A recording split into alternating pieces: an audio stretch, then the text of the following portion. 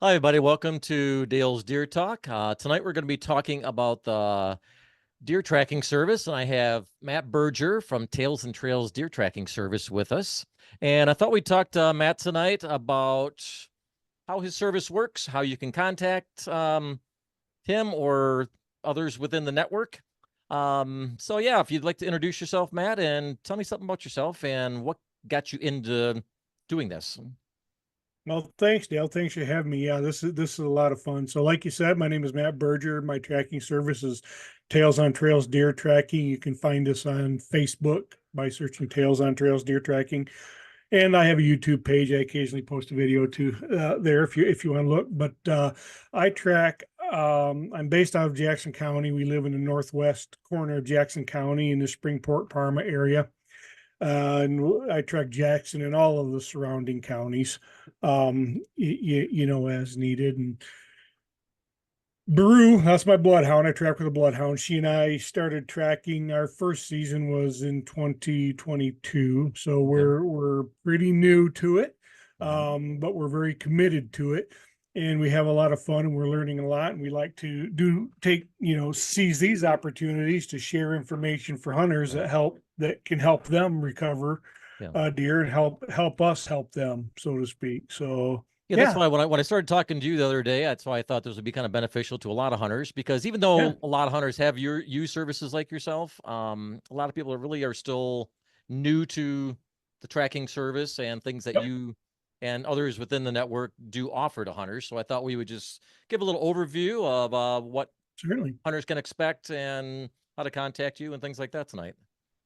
Yeah, absolutely. And great opportunity. So, in the state of Michigan, there were 241 registered trackers last year. You have to be registered Okay. with the state of Michigan to legally track. So I'm a member of the Michigan Deer Tracking Network, which is a network of about 45, between 45 and 50 tracking teams throughout the state. Okay. Um, and like I said, all from the western UP all the way down here in Jackson County. I'm probably the furthest south guy in the network, but Okay.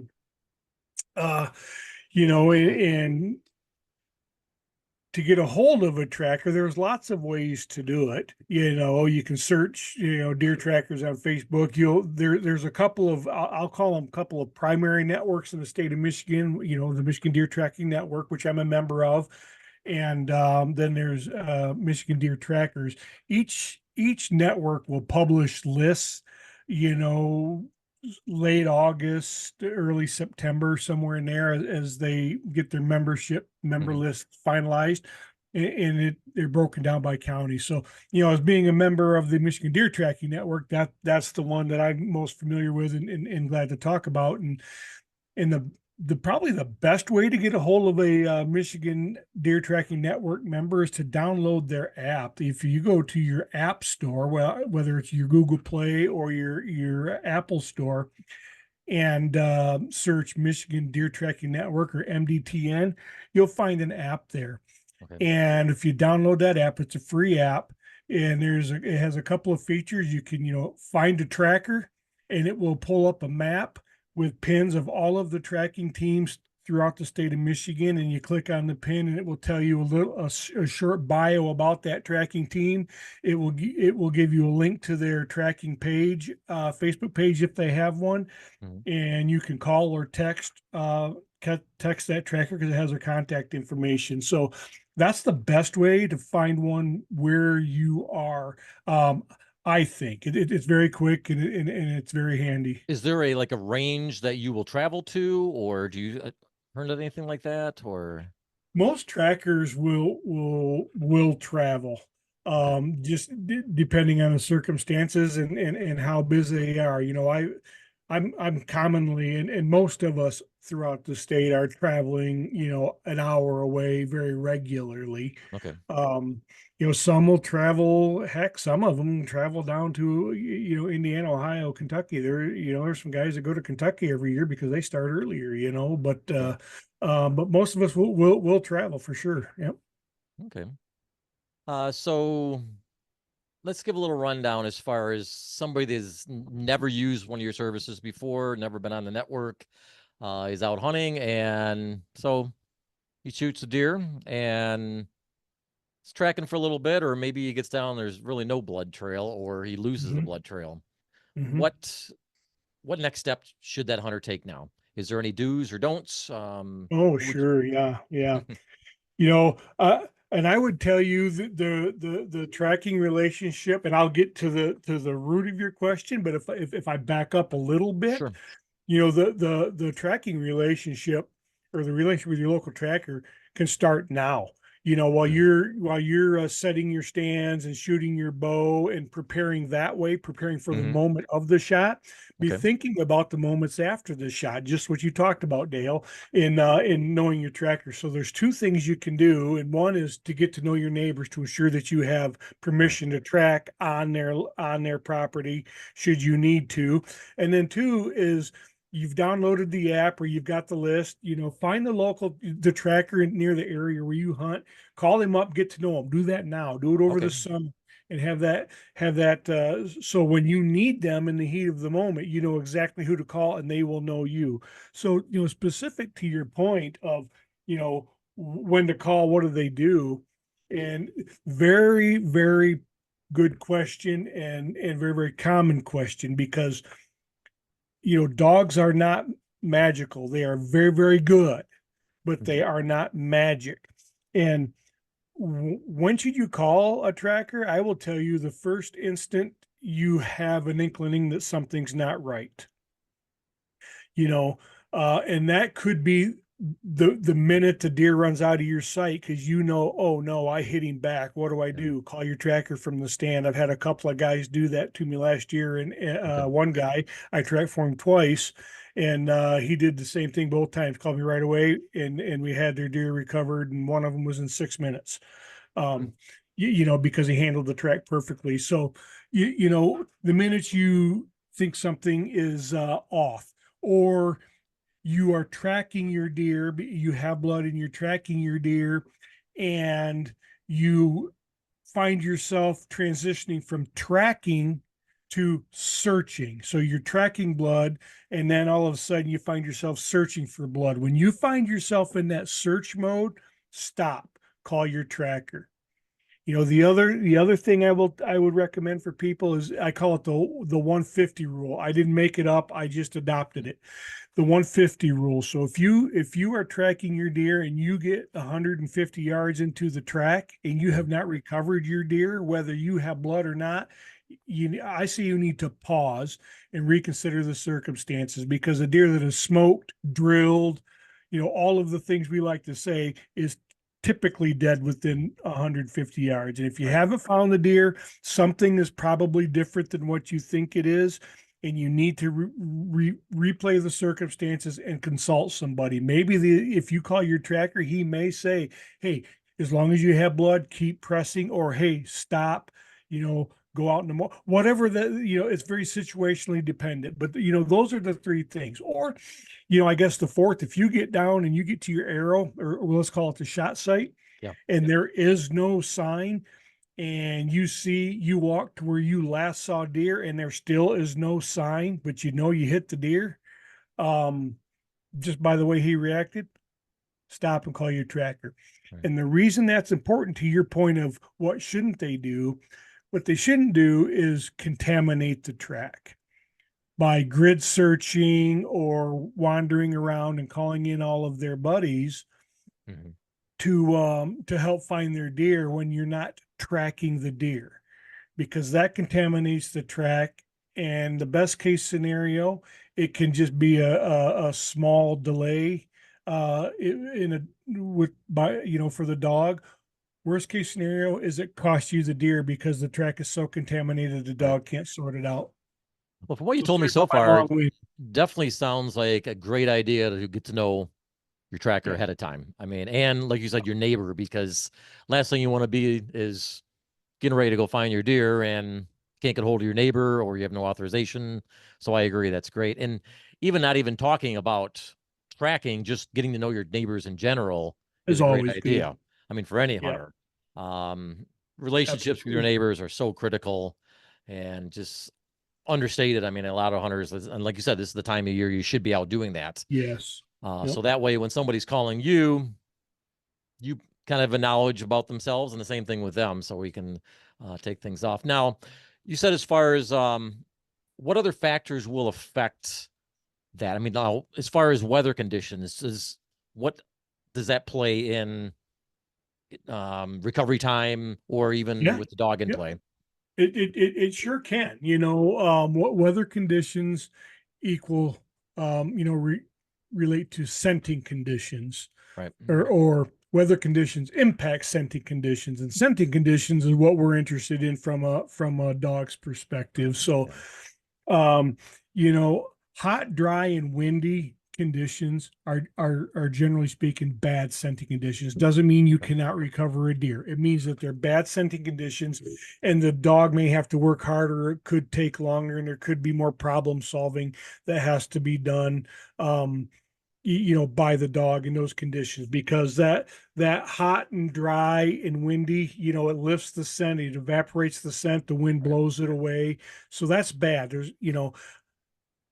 On the contrast, cool, um, cool, calm, and moisture is good scenting conditions, because cool for the obvious reasons. It's not baking, that's easier on the Right. dog, it's easier on us.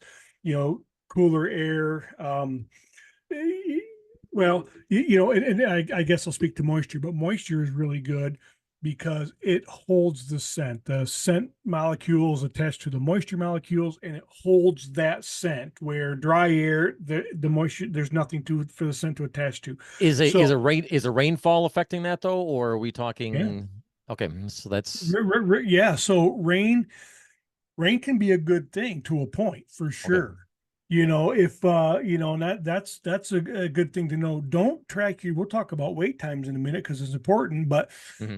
don't track your deer too soon on a what is a marginal hit, because there's rain in the forecast, because that rain can enhance the scent line Okay. and make it and be a good thing for the dog. Now you get 3 inches of rain in an hour, that's a little bit Well, yeah. different. That dilutes the scent. That can wash it away. But Right. remember, a dog does not track with its eyes; it tracks with its nose. So because it's washing away the visible sign for you, the hunter, doesn't mean it's washing away the scent, which is what the dog is using to Okay. track the deer. So moisture is a good thing, and rain is generally speaking not a problem to a point. Okay. That's good to know.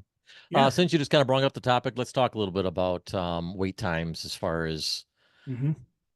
types of shots. I mean, I know sometimes the heat of the moment, buck fever can kick in. Maybe you Absolutely. think you made a good shot, maybe you didn't. Maybe inadvertently you had hit a twig or something, and you know you just made a bad shot. Deer Um, stepped. You that's Anything all could. information the hunter's gonna want to give to you also if he decides Yep. to call a tracking Yep. service.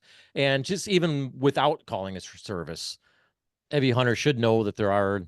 times depending on what type of shot. So maybe elaborate a little bit on that topic from what you've Yeah, seen. absolutely right. And if a hunter is patient, patience is key. It could be the difference between recovering your buck of a lifetime or living a lifetime of misery and regret because you pursued too soon. Right. Um, so um, Wait times, just in general, if obviously a double long heart, if you know you've got that and you Yeah. don't see the deer go down, we always recommend waiting that 1 hour. Just give it an hour, because a dead deer doesn't go anywhere. Exactly. If he's dead in 10 minutes, he's dead in 60 minutes. just Right. just give him that hour, have your cup of coffee, relax, decompress, run through everything. If you believe you have a liver shot, livers, my recommendation on livers is 8 to 12 hours. Do Okay. not pursue it before 8 to 12 hours. If if we're in the peak of the rut, push that farther out to 24 hours if you can. Again, dead deer don't go anywhere. And guts, if you know you're in the gut shot, generally speaking, a gut shot, we start at 12 to 24. And Okay. the closer to the rut, or the more you're in the peak of the rut, the closer to 24 you want to be, if not longer. And if you heed those signs, particularly on a liver shot or something, you may recover that deer yourself without a dog, because a deer that is hit, all of those shots are 100% fatal. Right. So the deer that is not pushed by man or coyote or other means commonly beds down within the first 200, 250, maybe 300 yards. And if he's not pushed, he'll die in that first bed. And you can often track to him yourself to that first bed. If you still need a dog, then that's great. It'll take the dog, 5 minutes to get to your uncontaminated track if the deer's in his first bed potentially. It can be very, very Mhm. quick. Those, particularly gut and liver, those are easy tracks for dogs. So track management is huge. So the wait times are important.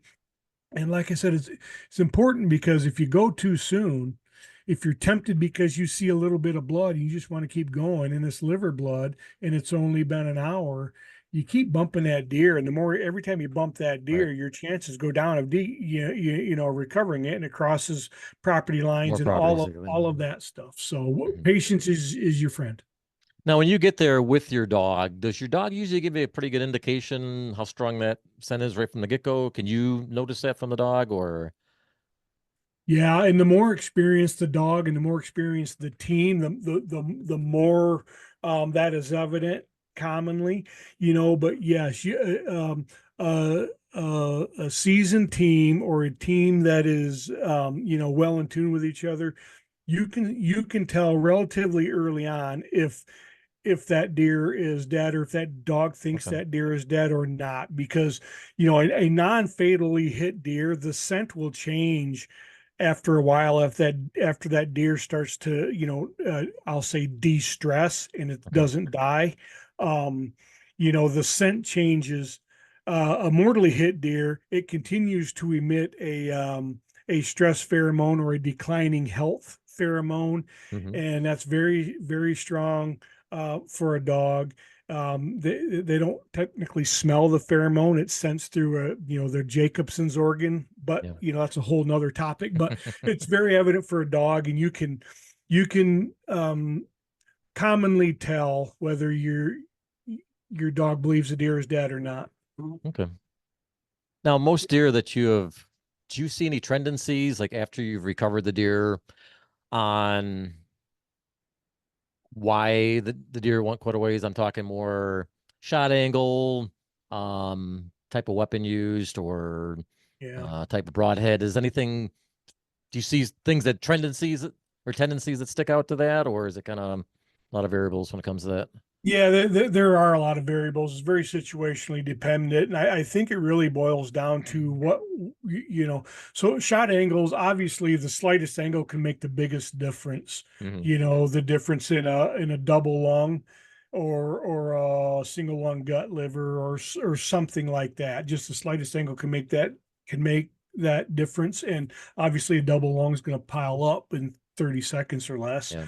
And we kind of talked about gut and livers, but Yeah. tendencies, the common one is the hunter is usually surprised where they really hit the deer. Oh, Yeah. I was farther back than I thought it was. Oh, that was, so, oh, Hmm. he was quartering harder than I thought he was. So that's probably the biggest tendency. But in terms of broadheads and all of that, the broadhead topic is highly debatable on every Right. podcast and every tracking discussion. But I mechanicals, we probably track more mechanicals, but largely because there's more mechanicals being used. Yeah. Yeah. So, So I think it's pretty beneficial to, I know we had talked about me and you as far as, just the, oh, making sure you do a good shot angle, making sure you take a good shot. A lot of times, maybe you should pass up in the shot. Just making sure that when you're in a tree stand or deer blind, that you're taking a high quality shot. yeah, I mean, it's a responsibility of a hunter. Nobody wants to go home and say, "Well, I didn't get my big buck today," but nobody wants to go home either and say that I wounded one either. So it is a yeah, responsibility to take a good ethical shot. Yeah, that's absolutely right. We can't control if the deer steps. We can't necessarily control that limb that we didn't see. There's a lot of things that we can't control, so we really should work to be disciplined enough to control what we can. Right. It's hard, but those shot angles are, quartering towards with the bow. Man, if you just really do your best to wait. Right. Straight on shots, those are very low recovery rates. If dead facing, trying to hit them straight in that brisket, Yeah. I would ask that you don't do that. It's not my business to tell anybody what to do or Right. what shot to take, but I will tell you that those dead facing shots is a low percentage recovery. They're a low percentage shot. Right. I would ask that you reconsider that. Quartering bone is horrible. Scapulas are more powerful than a lot of people think. Back in the day, Muzzy, bone crusher. You can blast your bone, man. Don't don't try to do that intentionally. If you happen to hit bone because of something you can't control, that's one thing. Yeah. But intentionally taking, something, a questionable shot angle, that I can had cause. recently got a chance to interview two Hall of Fame archers, MR James and Tom Oh Nelson, and we had yes, talked about that topic. And I mean, both agree shot placement is responsibility of every single hunter out there, and both of them would yeah, agree broadside, quartering away are your only two shots, and they both say right yeah, out. I mean, pass the shot if you don't get that. I know Tom was even talking about you get to a certain extent too, even with the tree stand height, you get too high. Now all of a sudden you're possibly going to single lung rather than a dual. So a lot yeah. of Oh factors yeah. go into play in that, you know. 100%. We talk about angles. You get 30 foot up in a tree at a deer Mm-hmm. that's quartering towards you at 10 yards. You got all kinds of compound angles now. Right. And like I said before, the slightest angle can make the biggest difference. And Mm-hmm. single lung deer can live a normal Yeah, they can go a life. long ways. Yeah, and They, you know, they, or they like I may said, not die at survive. Right. all. And they're Yeah. they're tough to recover. Yeah. So that's one thing I've always tried to focus on, especially my page itself online, where it's like, even though that buck fever's kicking in, I mean, get your emotions under control and Just tough. Yeah. place your shot. I mean, place it where you want it, not where you're going to force a shot. And hopefully, we won't have to call someone like you. And that's the Yeah. ideal situation. You want to Yeah. take your shot in 50 yards or less, your deer's laying there, and that's Yep. goal of every hunter, and that's what everybody wants. But luckily, Yep. there For is sure. services like you guys, and that's great. But yeah, so I thought tonight we were just kind of give a little rundown as far as how your service works, what people Sure. can do to contact people within your network or other networks. Now we have a couple hunting seasons coming up here. The Liberty Hunt with the youth. Are you involved with that too? Yeah. Oh, yeah. We're that, Okay. trackers are, we're checking off the days, counting down to Christmas, if you will. That's Right. our opener, the youth season. And we love tracking for kids and, the Liberty hunt and anybody really for, eligible to hunt for that season. So, we're counting down the days and can't wait to be following our dogs to, a dead deer and a happy hunter. Yeah. Yeah, the time's just counting down. I mean, we're already almost into July, and it's just Yeah. deer season's going to be here before you know it. Yep. Give me a story. Is there you have a funny story or anything that really rings a bell from a track that you've been on or heard somebody else talking about? Oh geez, yeah. I mean, there's stories galore. I've heard lots of stories from other trackers. Like I said, I'm still pretty new, so my stories are relatively limited. But aside from my first recovery, which was I'll just talk about that. My first, I have two that always come to mind for me, but actually three. But my first recovery was supposed to be just a training track. Our first year in 2022. October 4th, I think it was. A friend of mine said, "Hey, my brother-in-law just shot a deer. Just you want to come put your dog on it for practice?" As I absolutely do. Thank you. Yeah. So I got out there, hour and a half, maybe two after the shot. It's probably closer to an hour and a half. And thinking that we're chasing a double lung deer when I got there. And then, I started looking at the blood and I found the arrow. I started to become a little suspicious because the blood didn't resemble, lung blood. So I'm like, okay. But I kept going. We kept going. We found the arrow and we went another, 60, 80 yards and I found a wound bed.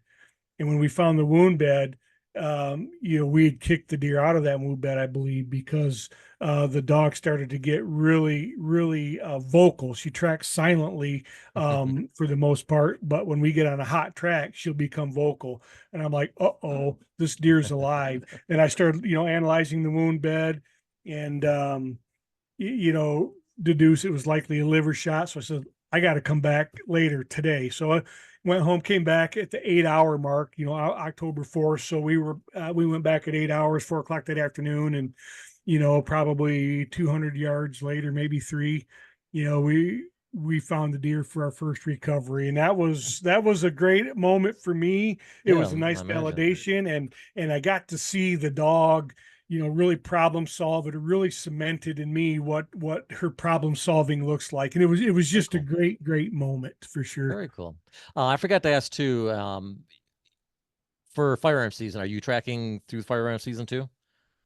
Do you have Yep. any? Yep. Okay, so there's I okay. welcome the calls. I'll I track, wasn't sure whether there was any stoppage or not, or I was kind of thought I'd no, ask you real no, quick. no. We can Okay. track through firearm season. Some trackers will only track at night during firearm season for safety reasons. Yeah. Some trackers won't track state land. I welcome the call, and very situation Okay. that first week is a big family time for me. So I'm very selective about the tracks that I take that first week because I'm with my family, but I'll Yeah. track, sure. And you deer hunt too, correct? And I deer hunt too. Yep. Awesome. Not as You, much as I used to now that we're tracking, particularly during the bow season. But I do bow hunt, and I have, okay. as all trackers have, climbed out of the tree stand to go track a deer. And we'll continue to do it.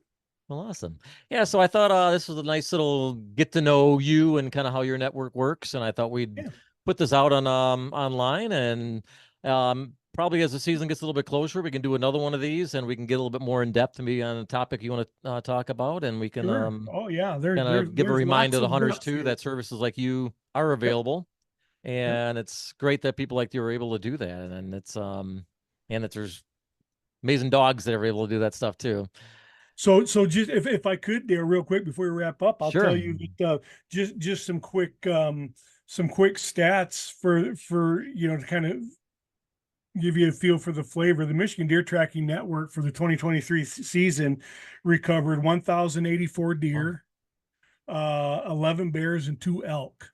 Wow, very cool. So there So you're is not just deer, you're out there for you're other big not game. just deer. So Very cool. there is game that you could assume otherwise would have gone unrecovered. So it's a There you great go. conservation tool, dog tracking.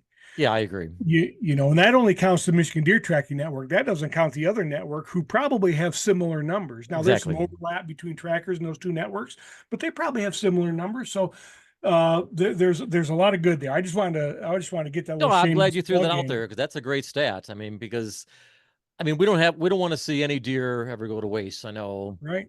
and that's a goal of every hunter. But I think that's awesome that, like I said, services are available that we can increase the odds that every deer that is shot is recovered, and that's Yep. great that you guys are able to do that. Anything else you want to throw out there real quick before we go? Anything? No, I think from an overview perspective, it's been a great conversation. Yeah, and I I, thought because I I get a lot of people that'll message me throughout the season or even just prior to it. Hey, I just shot a deer. I saw you had posted a post about the network, and they want me to email that. And that's why I yeah, thought when we were talking, I'm like, we should do something like this to just give a heads up to some people, and then we'll do another one yeah, right before the season starts because awareness. a lot of people Awareness. do know about your services, but I know a lot of people are really still fresh on how things work within your Yep, network and other networks across the state and country for that matter. yep, And so yeah, I thought that was a good little overview tonight because we'll hopefully I should be able to get through one of you guys when your new list comes out. I'll go ahead and get that posted for everybody and sure, yeah, give a heads absolutely, up. But yeah, thank you for being here tonight, and gladly. we'll talk to you more before the season begins here. And like I said, the youth season is going to be here before you know it. It sure And will. right now we just got to deal with the hot weather outside. Yeah, yeah. Hard to think about sitting in a deer stand when it's 93 degrees, Yeah, it's not the humid ideal as crap, situation, but it's always on but our mind though, deer hunting. That's what it's yeah, it all sure about. is. Yep, yep. Well, thank you, Matt. I appreciate your time with me tonight, and we will definitely be talking again before the season starts. Sounds great, Dale. Thanks for having me. Glad to do it. Thank you very much, and I appreciate it. Talk to you soon, pal. All right.